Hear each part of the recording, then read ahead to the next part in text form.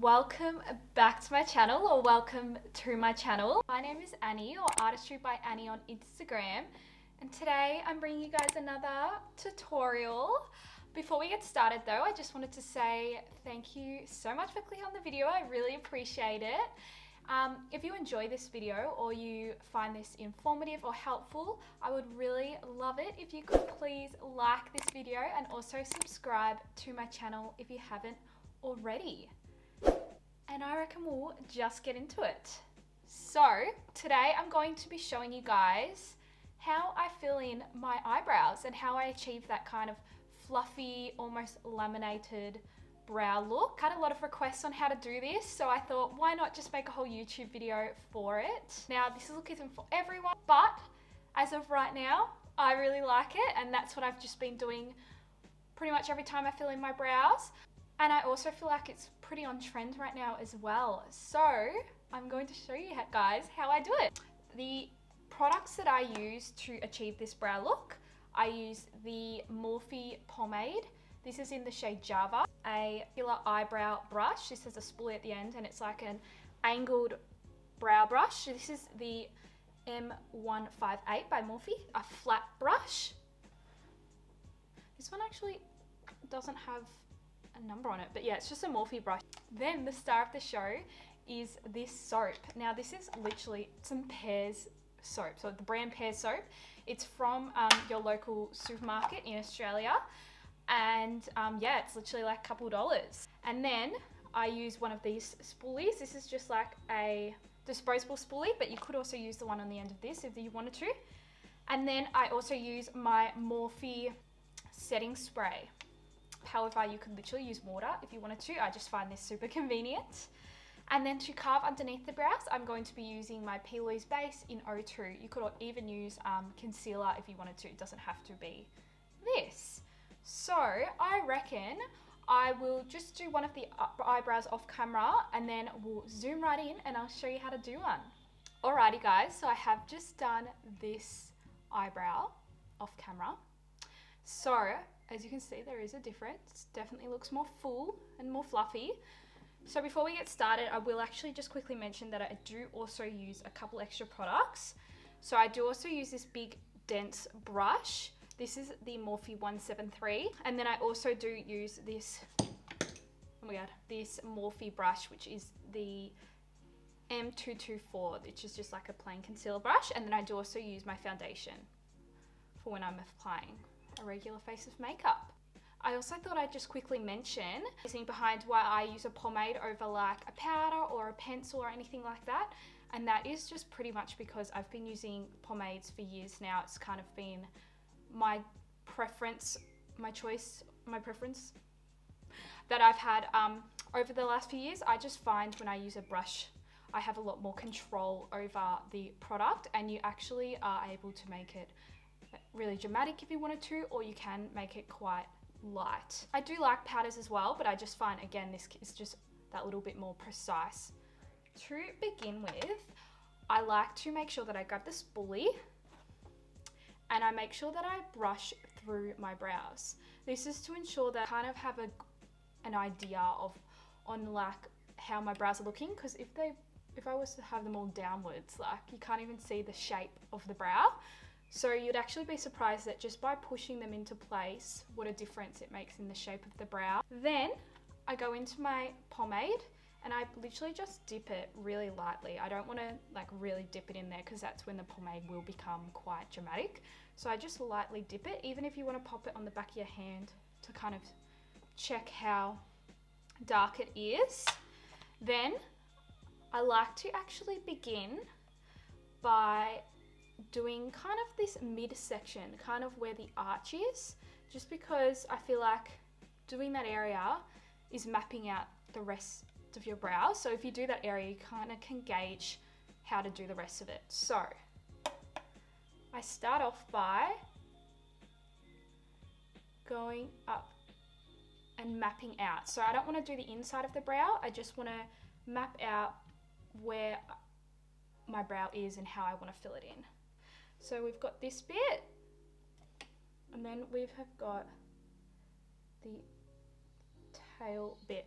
Now this arch bit, I find in a lot of people, including myself, a lot of hair is missing in the arch. So we definitely want to make sure that we get that area, and we're kind of lining it all up so it's all straight, if that makes sense. So if you've got a missing area, like here, you want to connect from like the hair that you have down here and the hair that you have up here and do a straight line. I like to bring my tail out a little bit further. Ideally, you want to have your tail to be in connection with the corner of your eye.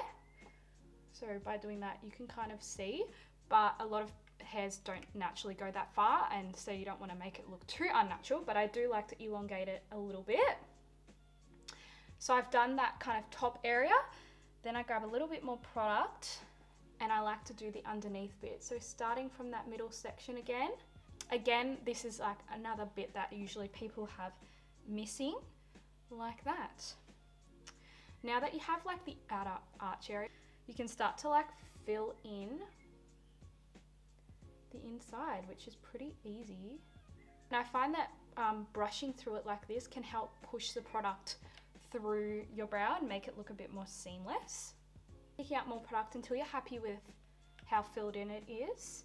Now with the front of the brow, I don't want to make it look like a block, so I want it to be pretty natural. So I grab a really, really light amount on my brush and I do underline this bit really lightly, like you can see, because I like it to still have some sort of definition, because again, that area can be a bit sparse under there. So if you just line it up with the rest of your brow, it can make it just look a bit more full.